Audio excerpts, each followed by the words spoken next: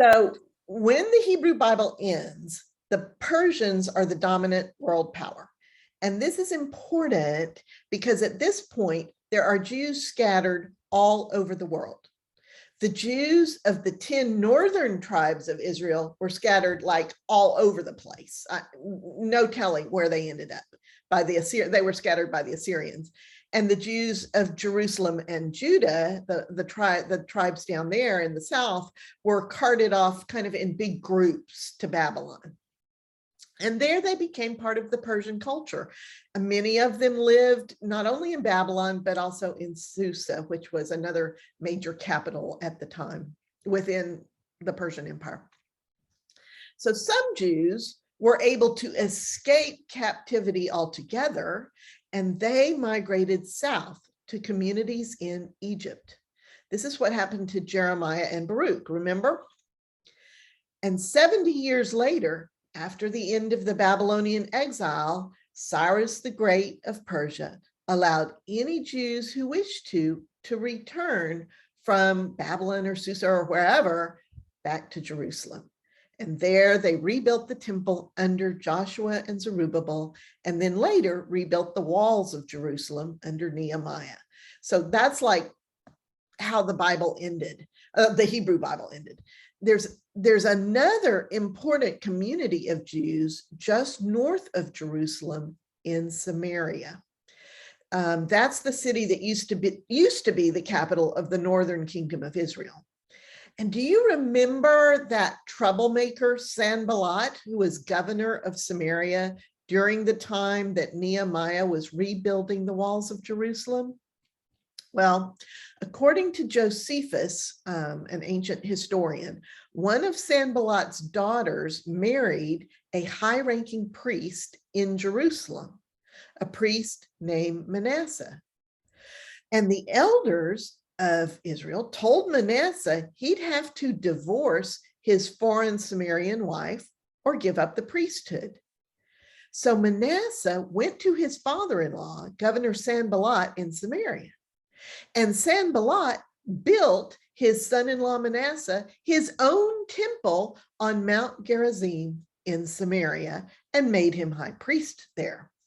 And many of the other priests who had married foreign wives also came to join Manasseh at the new temple in Samaria.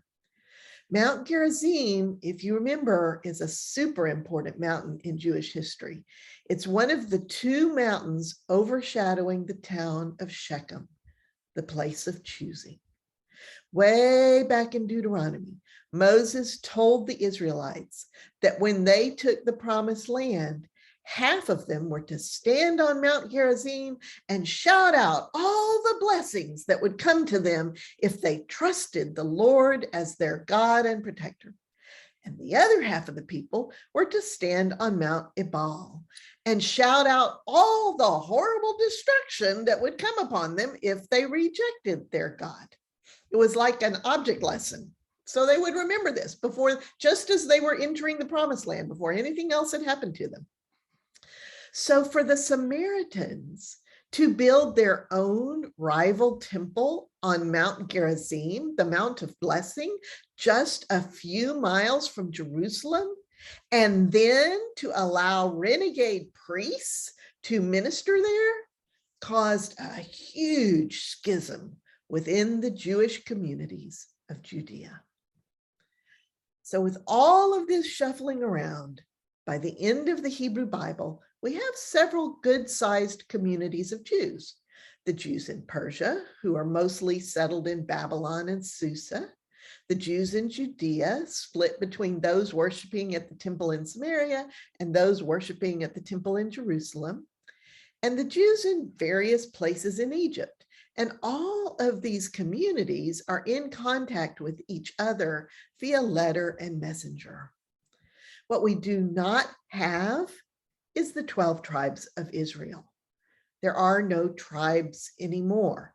There are families of Jews, and some still identify as being of priestly lineage, and some can still tell you which tribe they were from. But at this point, you could have a tribe from the family of Benjamin, say, living in any of these various community clusters or scattered anywhere else in the known world. So we need to be thinking in terms of Jewish communities or families now, not tribes, and certainly not a nation.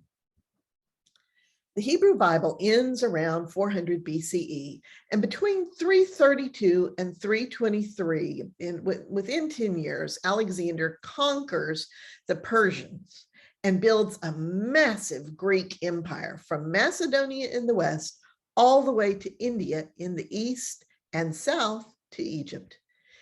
It cracks me up that virtually all the cities he establishes are named Alexandria something, as you can see on this map. The important one for our story is this one, Alexandria on the coast of Egypt. This Alexandria becomes a huge center of scholarship and houses the most famous library of the ancient world. Unfortunately, the library burns to the ground during an attack by Julius Caesar in 48 BCE, and the world loses all those incredibly important ancient manuscripts. But in our story of the Maccabees, it is still a huge, bustling city with a large and well-respected Jewish community. Another important thing to know is that the Jews in Egypt built a couple of temples for themselves. Now, these are much farther from Jerusalem than the Samaritan temple, and they aren't built on what might be considered holy ground to the Jews of Jerusalem. So these Egyptian temples don't cause quite as much of a flap. But there is concern that the Jews in Egypt might not be following all the commandments of God. There are a couple of letters at the beginning of 2nd Maccabees where the Jews in Jerusalem urge the Jews in Egypt to be diligent in their observances. After Alexander the Great's untimely death, his empire is split among his generals, who make themselves kings of various regions. As we saw in class 72, when we covered Daniel chapter 11, which looked forward through this whole intertestamental period. Those prophecies look forward there. So this is the time that Daniel was describing. This is a time of great upheaval in the world. There are constant wars and shifting alliances, but the main players are Macedonia, Thrace, the Seleucids, whose capital is Antioch, Syria, and whose rulers are often called Antiochus something or other, and the Ptolemies, who are the current pharaohs in Egypt.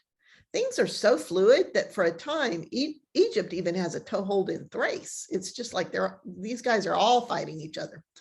By the time the story of the Maccabees opens, the Romans are also beginning to make their presence known. Poor little Judea in the middle changes hands frequently, but by the time of the Maccabees, it is governed by the Seleucids. The world continues in a state of uneasy truces and frequent wars. Zerubbabel's temple still stands in Jerusalem, but it remains a disappointingly small shadow of the former glory of Solomon's temple.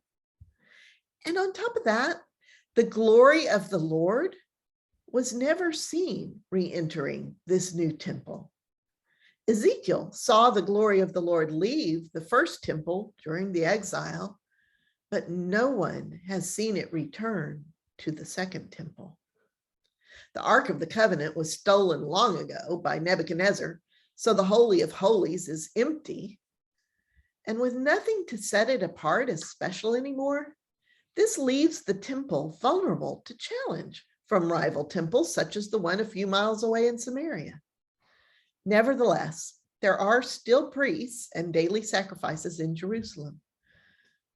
Without a king or even a judge, it is the priests, especially the high priest, who is recognized by both the Jews and the Seleucid kings as the de facto leader of the Jews. And that brings up a really important point. Before the exile, the Jews had a king as the political leader of their nation. The high priest was a leader, certainly, but he was there to help the people draw near to God. Now, however, the Jews have no king to speak for them politically. As the face of the Jews, so to speak, the high priest now has to answer to two masters, Yahweh and the Seleucid king. This is not good at all. Remember Hasatan, the Satan, the word that means the adversary in Hebrew? Remember how we only saw the tiniest hints of him in the Hebrew Bible, which may themselves have been cultural overlays from the Persian period when those particular passages were written? And remember Asmodeus from the book of Tobit, which was written during this period? And remember how we looked at Angra Mainyu in the Persian religion of Zoroastrianism? Well, those Persian roots have flourished. During this intertestamental period, the whole idea of spirits and demons and angels and spiritual fights between good and evil forces is finding its way deeper and deeper into the consciousness and theology of the Jews. And that makes some sense to me. The Jews have had everything taken from them. The Messiah hasn't come. God's immediate presence as a protecting force seems to have disappeared. I can understand how these ideas of wars between good spirits and bad spirits would give some comfort when your feeling is jerked around as these people are, especially when God seems far away. In his book, From the Maccabees to the Mishnah, Shea Cohen confirms that it is during this time period, in the 3rd and 2nd centuries BCE, that Satan emerges as a clearly defined being in Jewish theology, along with myriads of angelic hosts to fight against the forces of darkness and evil. So I want you to watch for this, especially in the passages from 2nd Maccabees. A natural extension of this belief is that illnesses are symptoms of possession by a hostile power. So medical care often takes the form of exorcisms. You'll find this discussion on pages 80 and 82 of Cohen's book. At the same time, the prophets are completely absent. Malachi was the last one. There have been no more. Just as David predicted, God seems to stop sending prophets to the people. As a result, I think people begin to focus on the end times and on looking for the promised Messiah. Apocalypses, that new genre that Daniel started, apocalypses have become very popular. Many apocalypses are written and are circulated. Cohen points out that the people who write the apocalypses don't come to the people and say, God says such and such. The authors do not claim to be prophets sent by God. Instead, they are writing books of fantastical visions and grand spiritual end time events. This is the theological landscape of the Maccabees. So now we need to go back to our map. Remember that anytime you hear the name of a king beginning with the word Antioch, any king named Antiochus will be a Seleucid king. In 200 BCE, Antiochus the Great rules Judea, which over this period comes to be called by its Roman name of Palestine. I will use the terms Judea and Palestine interchangeably, so just be forewarned. At this time, Antiochus the Great of Syria is allied with the king of Macedonia, which is over to the west in the bright green.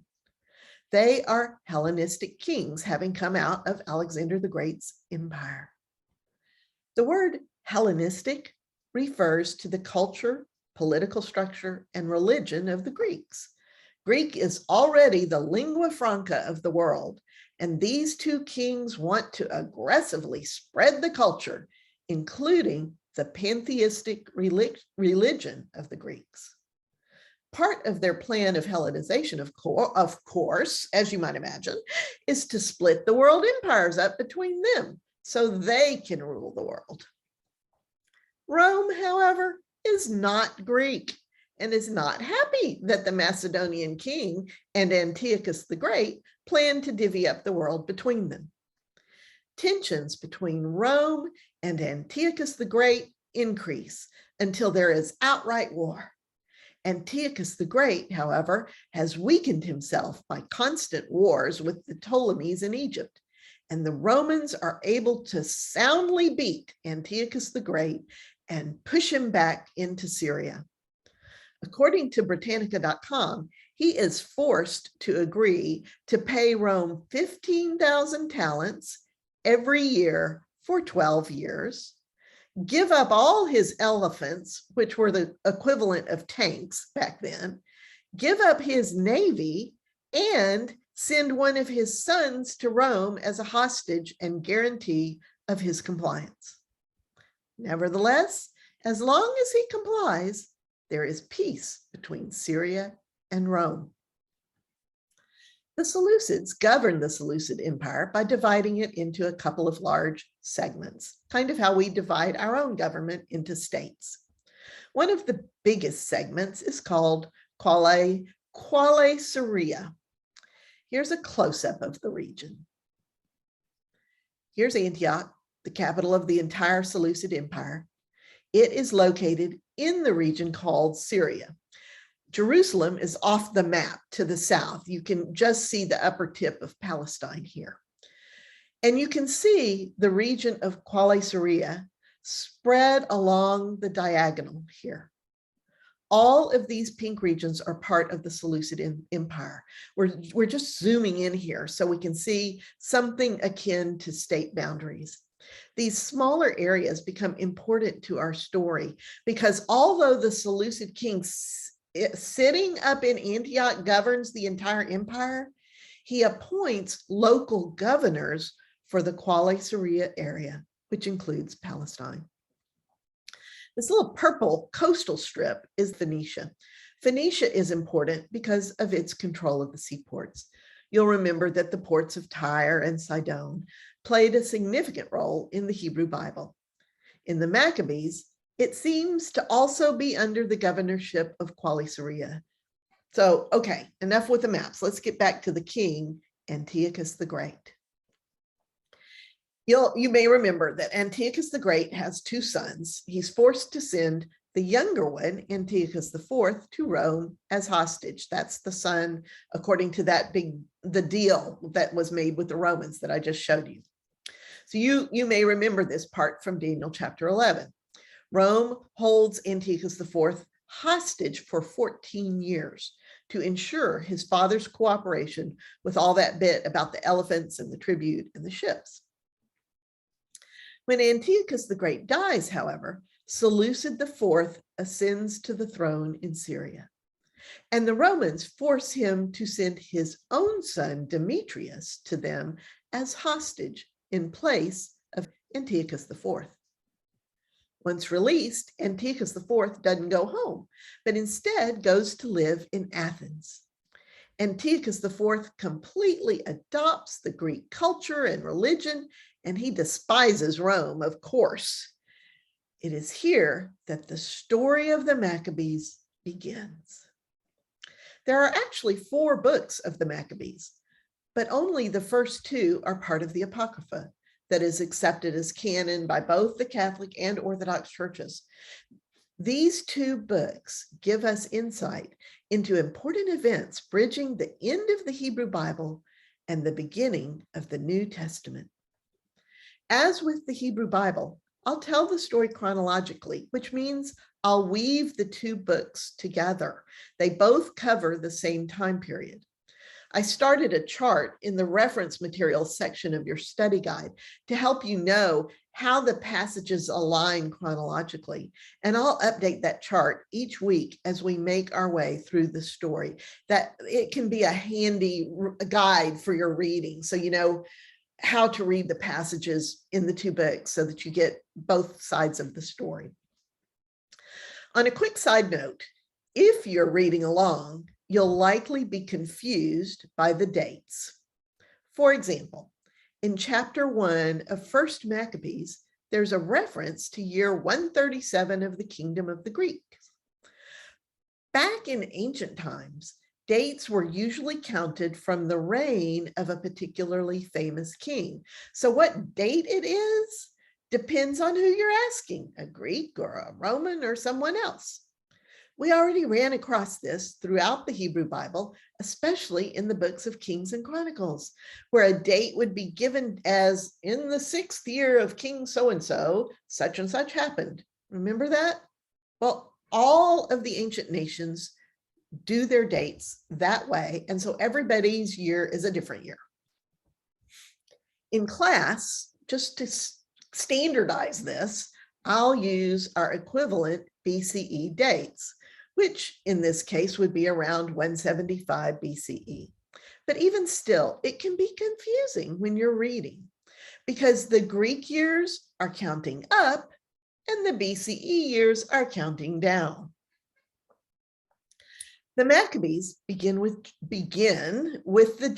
Jerusalem at peace. Onias III is high priest.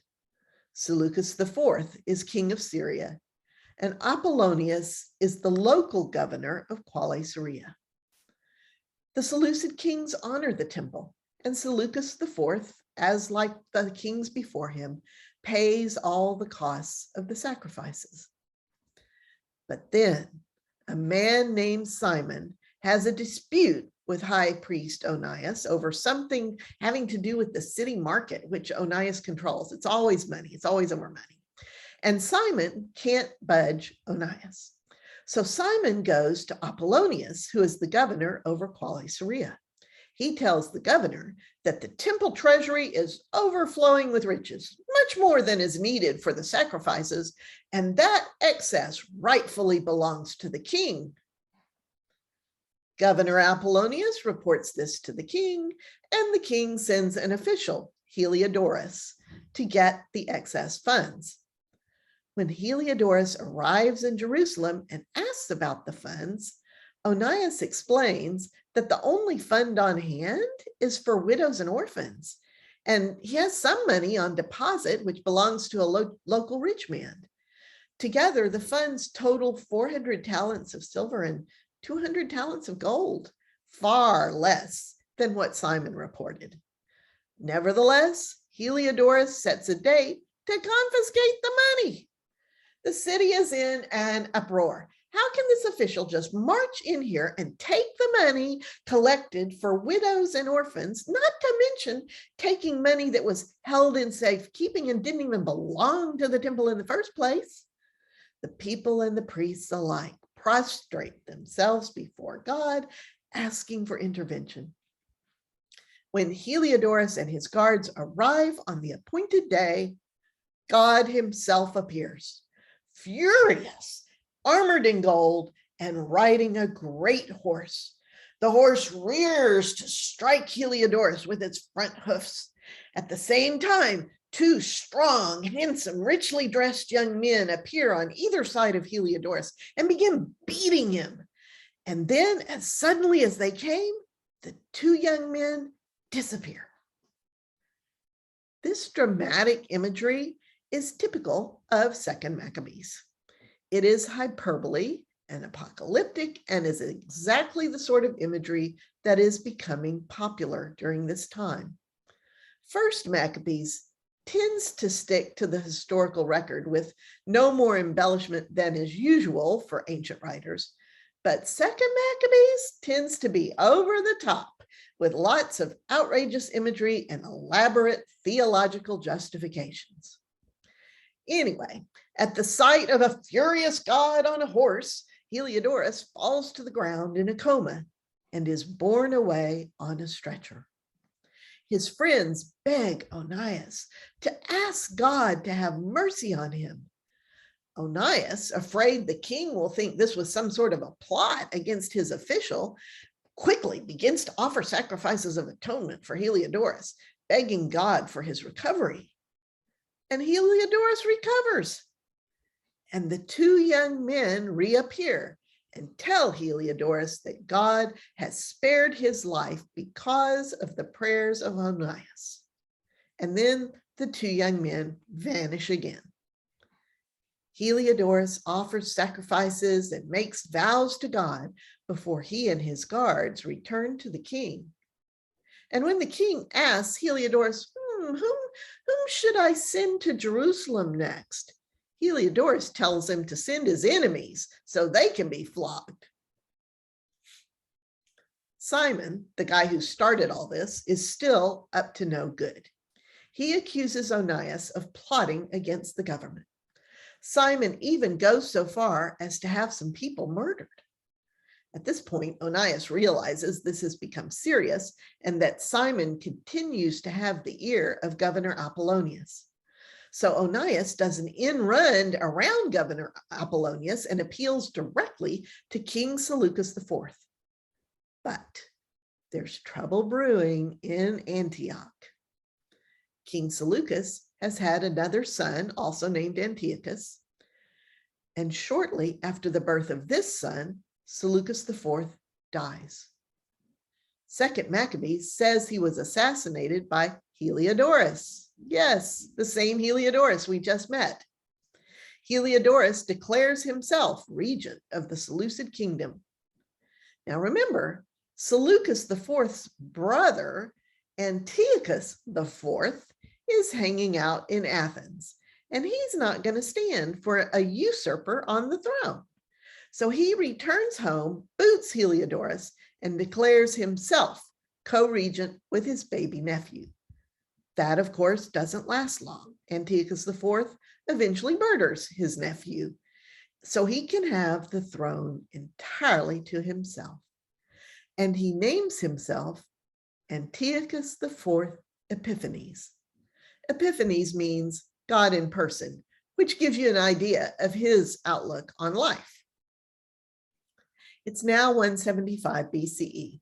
Back in Jerusalem, the high priest Onias's brother, Jason, with the support of some of the people, bribes the new king, Antiochus IV Epiphanes, to award him the priesthood. He promises the king 360 talents of silver, new revenue of 80 talents, and an additional 150 talents if the king will allow a gymnasium to be built in Jerusalem, and will let people hand-selected by Jason become citizens of Antioch, which would endow those people with certain rights and privileges. So it's a great way for Jason to bribe and manipulate rich and influential people.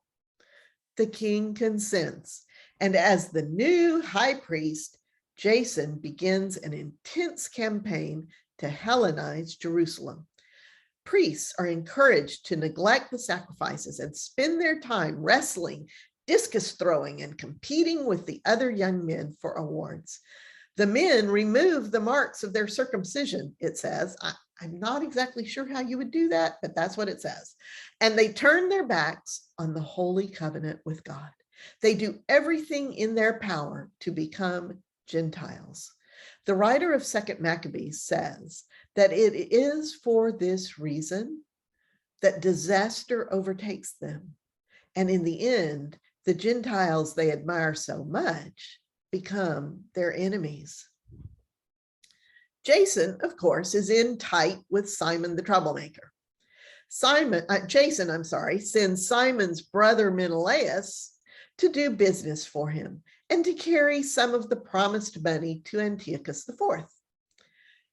But when he gets to Antioch, Menelaus bribes Antiochus IV to make him high priest instead of Jason. Menelaus has no qualifications for the high priesthood at all, but instead has a reputation for cruelty and rage. He wins the priesthood, and Jason flees across the Jordan to Ammon. It's now 170 BCE. The eunuchs, who are regents in Egypt, make plans to attack Coalescing, and they begin amassing their troops at Pelusium on the Egyptian frontier. But Antiochus IV gets wind of the attack and marches to Pelusium, where he soundly defeats the Egyptians before they even really get started on their campaign. On his way back to Antioch, Antiochus IV arrogantly enters the temple and goes into the holy place itself, taking the golden altar of incense, the golden lampstand, the table of the bread of the presence, and all the golden vessels and utensils. He even rips down the curtain and strips all the gold from the front of the temple. He takes everything. And every community in Israel, it says, mourns deeply. Even the land trembles for its inhabitants, and all are shamed. You may ask where these golden vessels and furnishings came from, since they've been gone ever since the time of Nebuchadnezzar's raids. But you see, every time an enemy raids the temple, the people of Israel make the furnishings and the vessels again. This happens over and over and over. The only thing that was taken by Nebuchadnezzar that is entirely irreplaceable is the Ark of the Covenant, the mercy seat that held the tablets of the law of Moses, a jar of manna, and Aaron's staff that had budded. Those have been lost forever. So it's now 169 BCE. The new high priest, Menelaus, fails to pay his promised tribute to Antiochus IV, even though the captain of the citadel at Jerusalem, who is the designated tax collector, keeps asking him for the money. Eventually, of course, the king summons both Menelaus and the captain of the citadel to Antioch. So they go, leaving Menelaus's brother, Lysimachus, in charge in Jerusalem. Antioch is north of Palestine, up in Syria, near the coast where you see that red star. That's where Antiochus IV has his seat. But while Menelaus is in Antioch being called on the carpet, Antiochus IV suddenly has to leave to go quell a little rebellion somewhere. And he leaves his deputy Andronicus in charge. Well, Menelaus sees a political opportunity here. He has brought with him some gold vessels he's stolen from the temple, and he gives these to Andronicus as a bribe. I'm not entirely sure what for, it doesn't say, but whatever it is, it's illegal and possibly treasonous. Onias, remember him? The guy who used to be high priest at the beginning of the story, well, he's now living in Antioch and serving in a temple at Daphne, which is just like a suburb of Antioch. And he sees what Menelaus and Andronicus have done, and he exposes their treachery. That, of course, infuriates Andronicus. Andronicus hunts Onias down in the temple of Daphne, where he's hiding in sanctuary, and persuades him it is safe to come out. Then, of course, Andronicus kills him. When Antiochus IV returns, all the people are in an uproar over the murder of Onias, an innocent man. The king strips Andronicus of his purple robe of authority and kills him on the very spot where he murdered Onias. And that, the author of 2nd Maccabees says, is how the Lord repays Andronicus with the punishment he deserves. So you can see what kind of a story this is going to be. There's going to be a Cecil B. DeMille cast of thousands in the Maccabees, and I will try to keep it as clear as possible. There are going to be people and priests and armies and flying everywhere. But we're going to stop here for today. And in our breakout groups, we'll talk about that crazy story where God shows up on horseback and 2 angels beat the living daylights out of Heliodorus for daring to take money from the temple. And we'll talk about the threads of angelology and demonology that are showing up and how they have continued to influence Jewish and Christian theology. You'll see at the top of the study guide that I list the readings for the week. And I also tell you which chapters we aren't going to cover. I'm not going to cover every last detail in the Maccabees. We'd be here forever. I'm going to cover the stuff that gets us from the Old Testament to the New Testament, from the Hebrew Bible to the New Testament.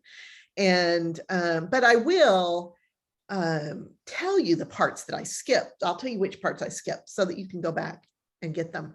So I've put a reference chart. I've put like a Maccabees chronology chart in the reference materials in your study guide.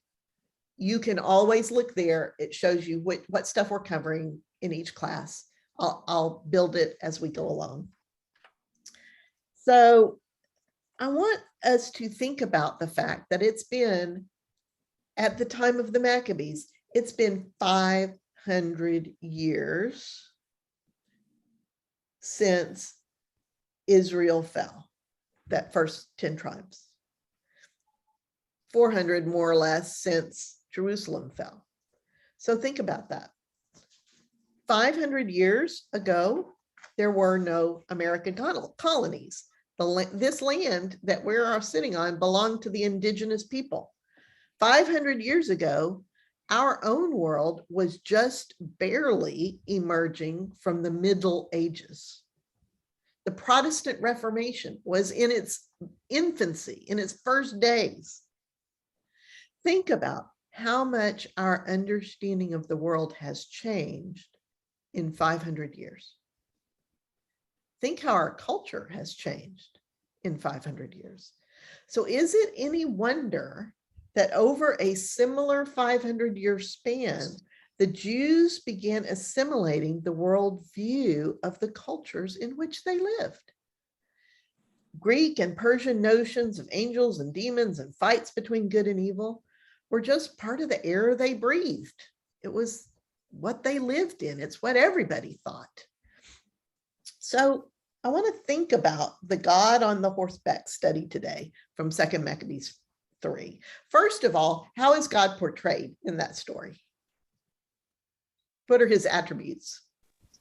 Well, he's some sort of a warrior because he's on well, the picture, looked like he was a knight from the Middle Ages. I know, sorry, they don't do good pictures. The timing is not good. But you're right. He big warrior on a horse, right? Right. Intimidating. But so I'm gonna jump. If that's how he represents himself, who are the two dudes? All right, who are the two dudes? Angels. Angels? That's what I would think, yeah. Because always through the Hebrew Bible, we've seen angels show up as men, right? They just look like men. Sometimes they look like warriors. Sometimes they look like important rich men. So, and occasionally we've seen glimpses of them from a spiritual point of view, which has been far scarier. But in this case, they have shown up as two richly dressed young men, which is not at all out of the ordinary for angels in the Hebrew Bible. But think about the angels in this story. What were they doing in this story? I don't see angels portioning out judgment. I don't know. I think that certainly, can y'all think of times where we've seen angels parceling out judgment? Well, wasn't that was it the angel of God and the Egyptians that stopped them from getting the Israelites? That's true. And also in the prophets, we have seen Ezekiel, especially, we saw angels show up. And of course, now Ezekiel is looking at a spiritual view of this thing, right? Okay. But when Ezekiel saw angels come, there were angels sent out to do destruction in his visions. I'm hard pressed to think of any places, and well, think early in our stories. There were some angels during Abraham's time. Sodom and Gomorrah. Sodom. Yeah. Now think about how those angels acted during that. What were they sent to do?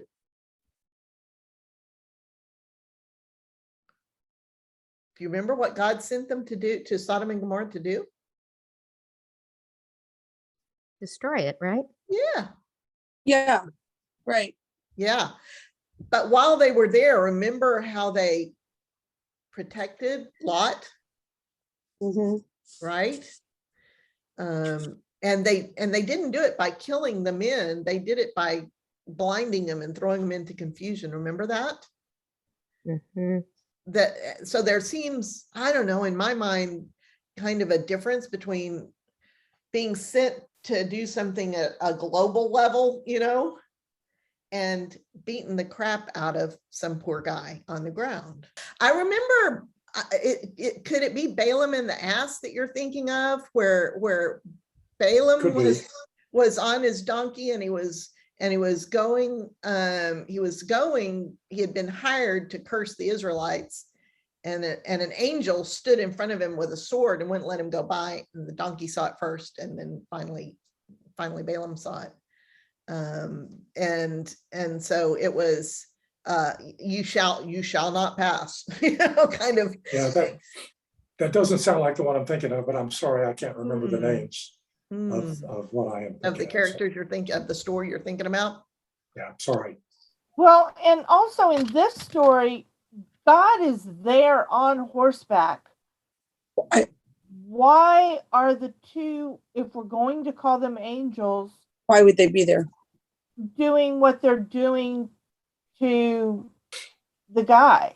Because I can't say any of those names. But wasn't it maybe because of the cultural time, the king would show up in a chariot or on a horse or something and say, to his men, take care of this dude. So that his I don't know what they would be at that time, warriors or lieutenants or whatever, he would order them to do the dirty work and not get his hands dirty.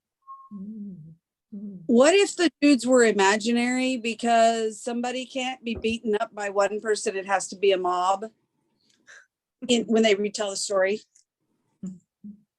I'm struggling to see angels doing God's dirty work if God's sitting there on the horse. That's where I'm stumped. Well, there is the concept throughout the Hebrew Bible of God being the Lord of hosts. There is the concept of there being an army with God. Remember the sound of the army rustling through the tops of the trees at one point. There is that sense.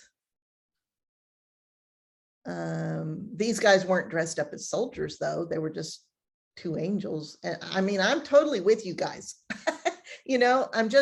It just is a very, I can think of things similar to it in the Hebrew Bible, but it doesn't have the same flavor.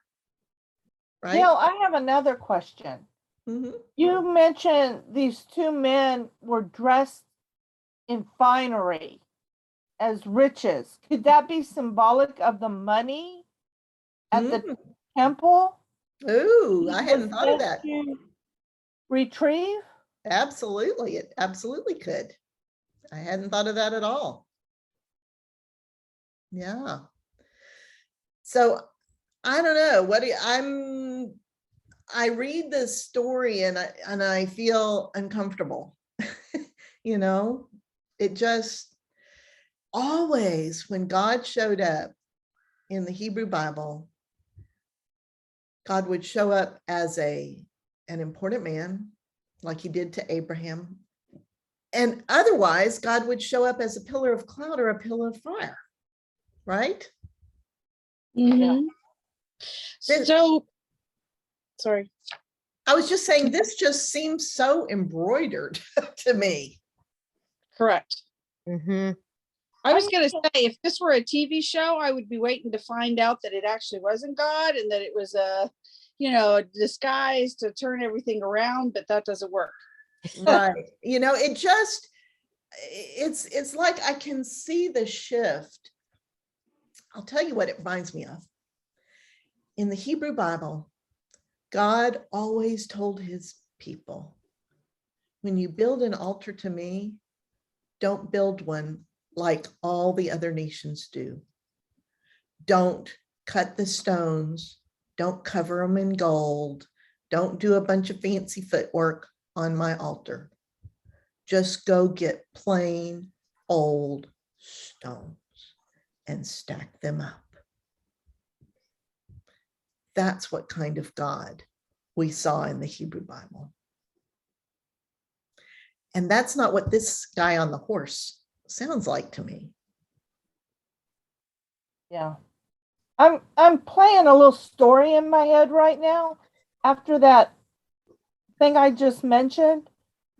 And I'm wondering, well, where are we going with the moral of this story? And part of me is seeing these wealthy men, which may represent the money in my head, and someone is there to take them from the widows and orphans and the people who have trusted the church to protect their funds.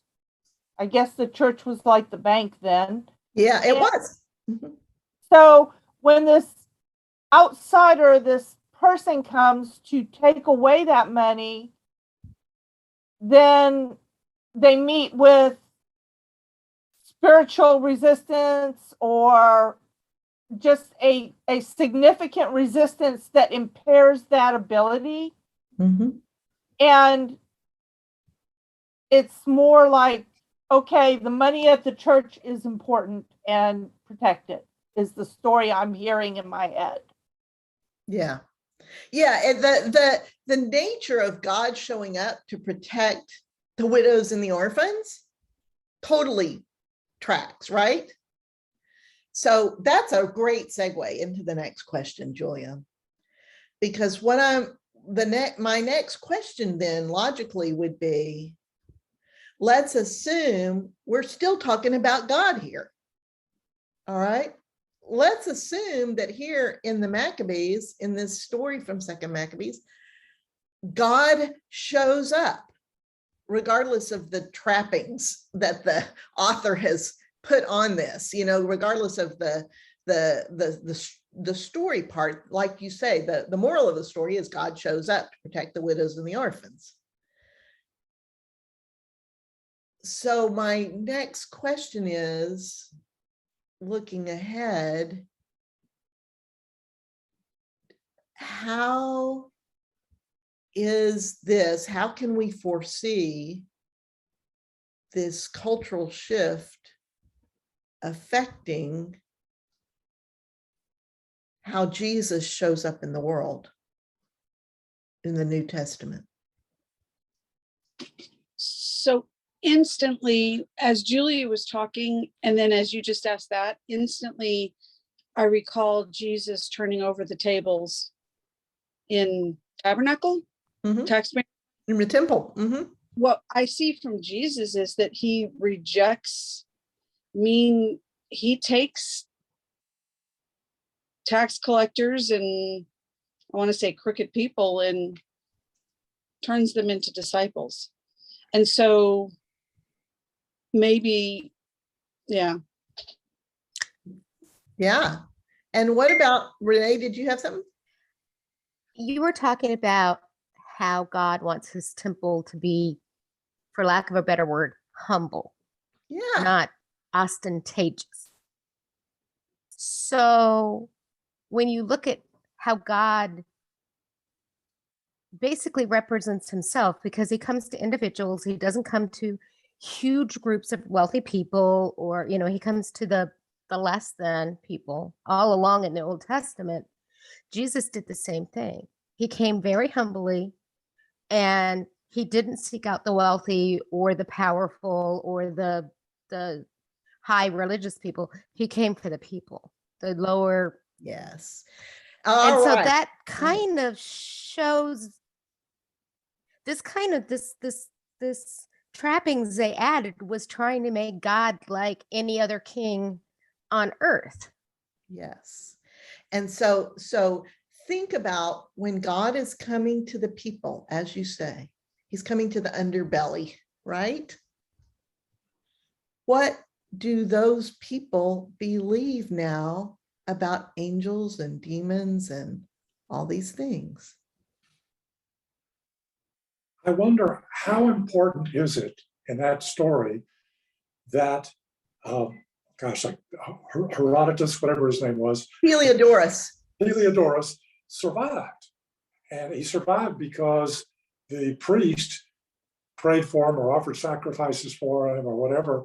And all of those are kind of interesting, that he survives and is able to go back to the king in Antioch. Now, that's sort of interesting. It is. That sounds very godlike, doesn't it? Yeah, he didn't kill him. He just sort of taught him a lesson. And Heliodorus goes back and said, you send your enemies next time. Yeah. So, you know, God and these two men show up to prevent Heliodorus, who is representing the Seleucid king, from taking the money that belonged to the widows and the orphans. And that sounds like Yahweh. I mean, that sounds like something Yahweh would do, you know, and does consistently. What I'm really wanting to highlight is the different layers of the story, that we have clearly Yahweh showing up in ways that we know that's God. But on top of it, we've got this veneer of God on a horse and angels dressed up in finery and beating people and all kinds of stuff. And what I'm wanting to think about is that two-layered view of God continues, and some of those trappings kind of grow from this point forward. All right.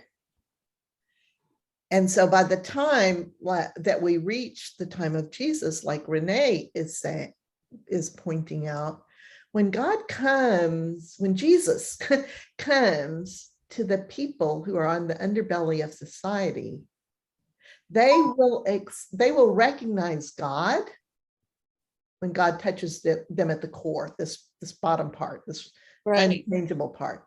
But they're going to speak the language of and only understand God in terms of their cultural understanding. See what I'm saying? Yes. I have an example for you for that. Okay, from the previous English teacher who taught folklore. Every civilization has a version of Disney, of Cinderella. That is, I believe they have a version of Disney. Yes, Maccabees would be one. And when you read these different versions, the things that happen to the characters, like plucking eyes out, and that's all a cultural thing. And I believe that those variations are put in there because that's what the people understand from their culture and their meanings, like you say, of demons and angels, that leads them to the moral of the story. Exactly. And so the hearts of a human don't change just the same as the heart of God does not change. We connect to God at a heart level, but we speak a cultural language. And this is something the Eastern Christian Church has long understood with their use of icons, paintings, okay, where they say, let's look at this icon so that this layer of our understanding can dissolve, so that the words can dissolve, so that we can set aside what we think of as culture and reach into the heart, so we can connect with God at a heart level. Other people, Protestants, for example, we like to talk.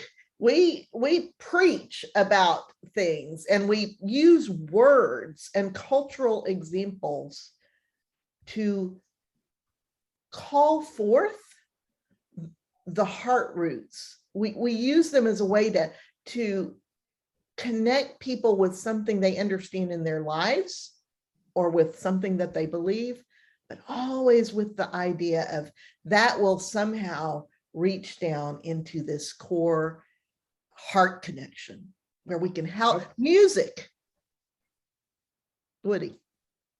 Well, I was just going to say that's a great point, and I agree with that, that the language, the cultural language that people would have understood had to do with violence and beating people up. I mean, if those two guys dressed in finery had approached Heliodorus and said, "I say, my good man, there's really not any money in the I don't know, they wouldn't have understood that." No, it would have made no sense in their Mhm. context, Right. right? And that is exactly what Jesus was born into. Jesus was born into a culture, this culture, I mean, the Romans, right? We're seeing this culture evolving right now. We're within a couple of 100 years now of the time of Christ. And so when Jesus talks to people, he's going to talk to people using the language of his culture. They're going to understand talk of angels and demons and Satan and God because they've been living it for 500 years, you know? This is the currency, the language of theology for them. This is how they make sense of their world. Bye, Julie. So I think what I'm wanting us to see as we go through the Maccabees is how God shows up, actually, versus how God is described. So that as we get to the New Testament, we are that particular muscle, that particular ability, that particular tool in our toolbox to differentiate those two things, we have muscles for that tool because we're going to need it when we get to the New Testament. Okay. Mhm.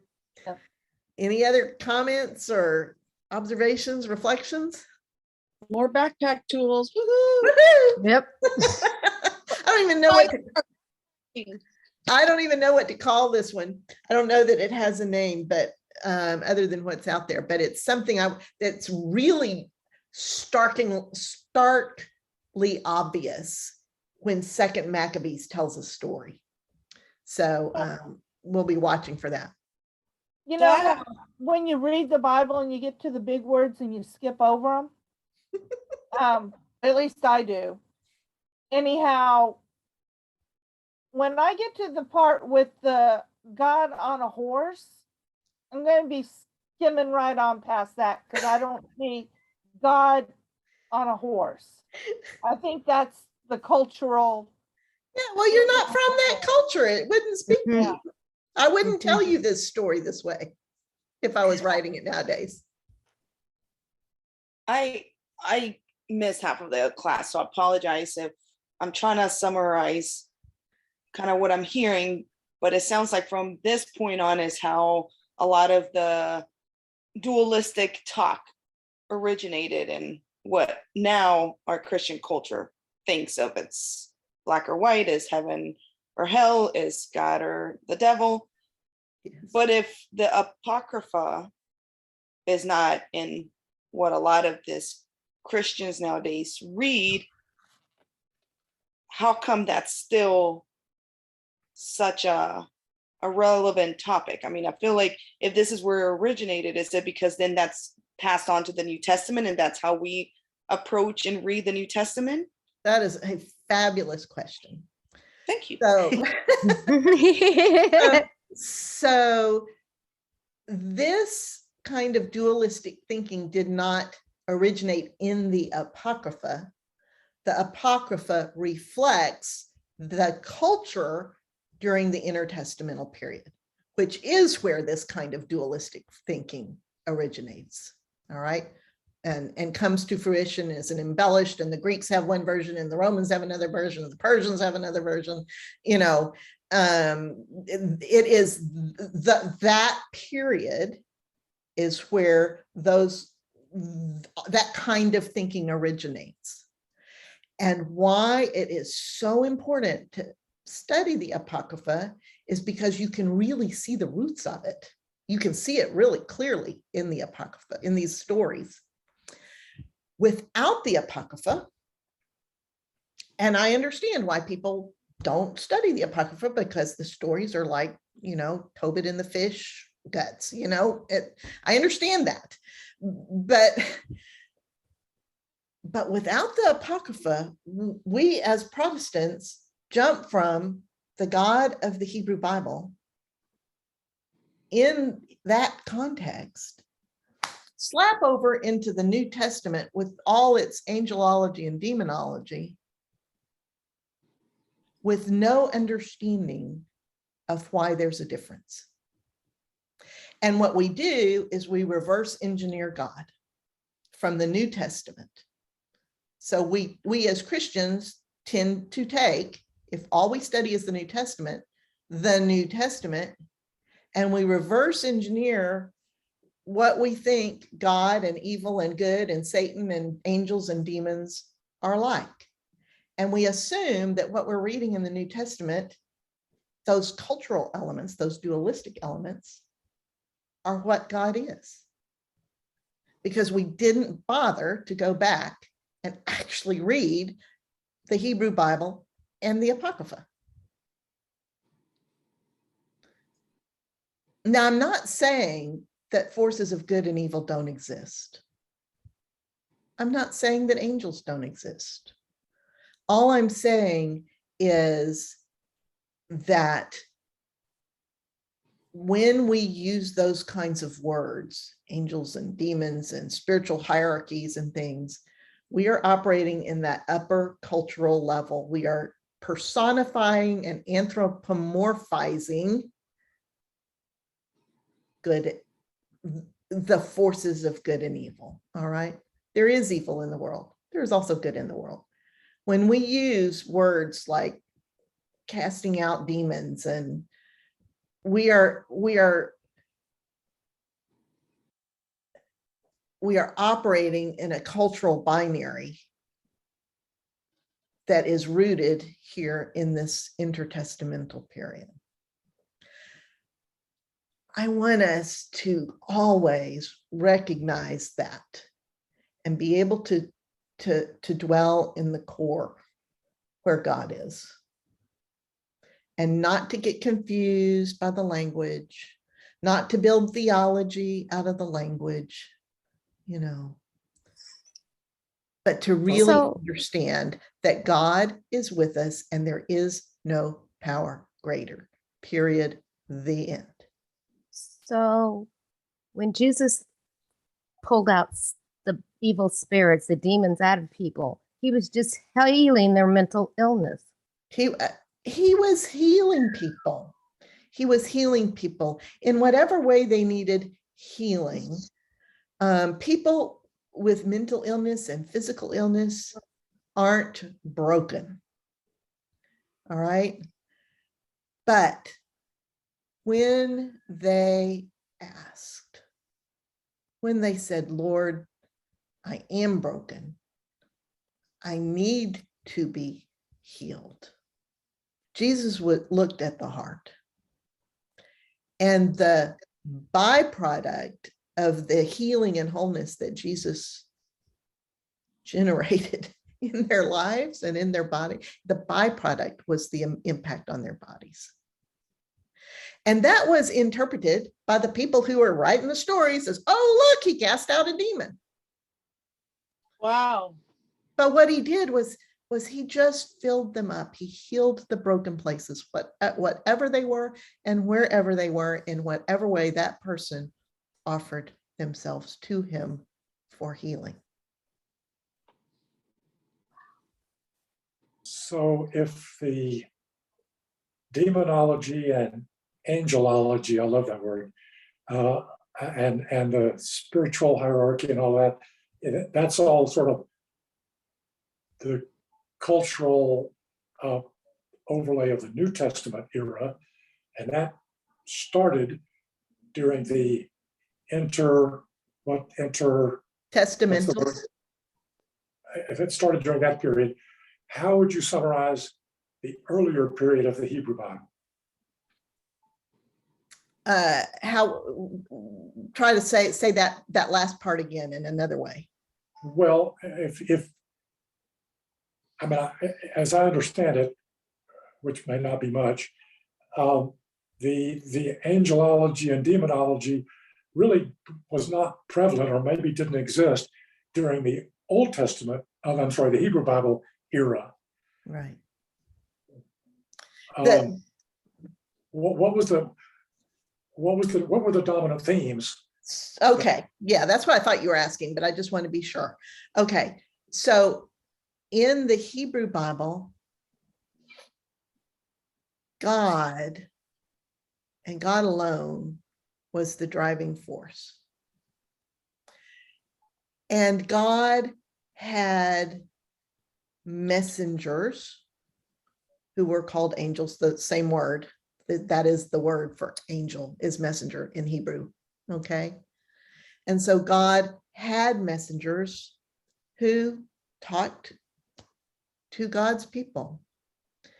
Those were the angels. God also sent prophets, who were like regular humans. And there is in the Hebrew Bible a sense that God is attended in his throne room by angels. Okay, that there is a heavenly court. You know where that comes from? Mesopotamian culture. All right. I just thought of something else too, that in the Hebrew Bible, as we've studied, God controlled everything. He did both the good and the harm. That's right. That's why Job was in such a pickle, trying to figure it all out, right? And so I can see now that it's a sort of a different cultural or theological feeling. It's a different theology. Different theology that, no, there's this good, which is God, but there's this not good, this evil, which is not God. Right. Right. And how do we deal with this? So in the Hebrew Bible, the only way to deal with it was humility before God and letting God deal with it. When we get, and that to me is closer to right, I think that is the core. I think the whole idea of angels and a heavenly court and all that stuff, that is part of the Mesopotamian and Canaanite theology. That was where the culture that the writers of that Hebrew Bible lived in. Okay. So am I saying there are no angels? I'm not saying that. I'm just saying that God meets us in whatever culture we're born in whatever way we can understand. But the bottom line is there is only God. Okay, let me ask about that. There is only God. But just a minute ago, you said there is evil in the world. Mm-hmm. Where does that evil come from? I cannot answer that. The Hebrew Bible explains it as coming from our hearts, which yearn for evil. Well, and there are philosophers and theologians who spend, like Simone Weil, who sees evil as simply as happening at creation because God draws back in order to create something that is imperfect. And so evil enters the world. We have all kinds of explanations for why there is evil.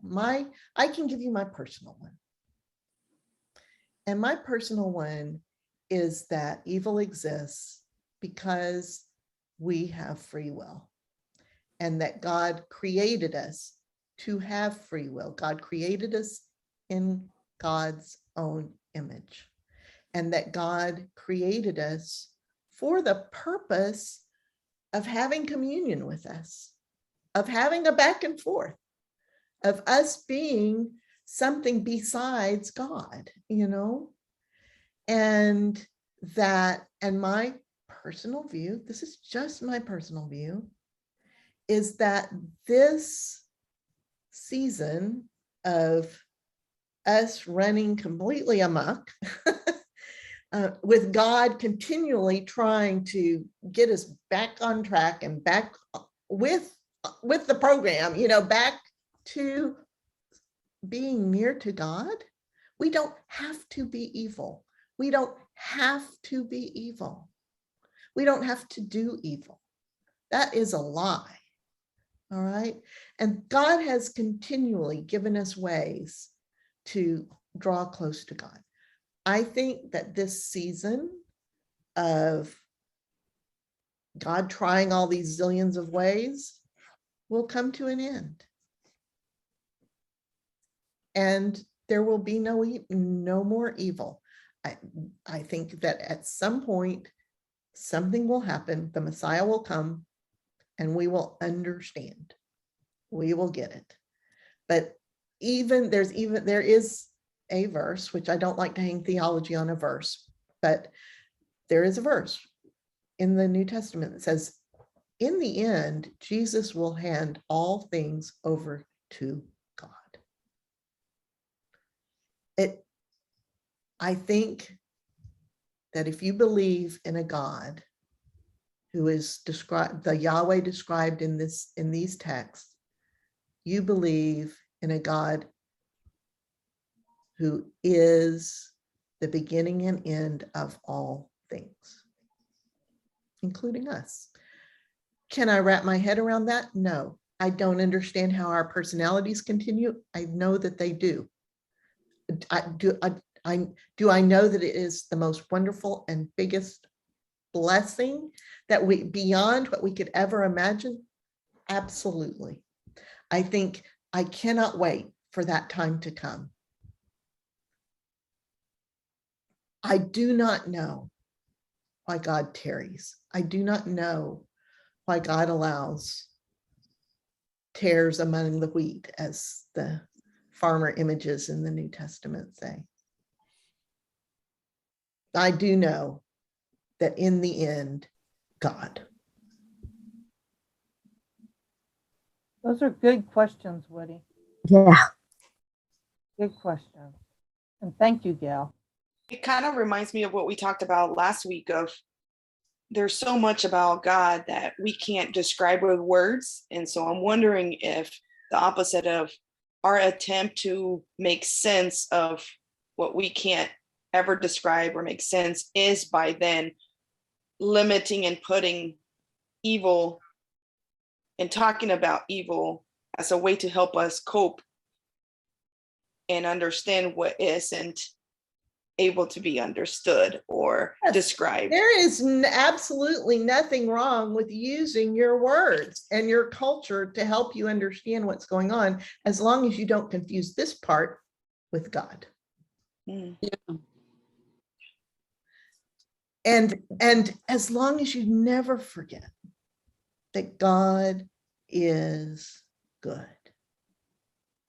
God is completely trustworthy. We can just hold on.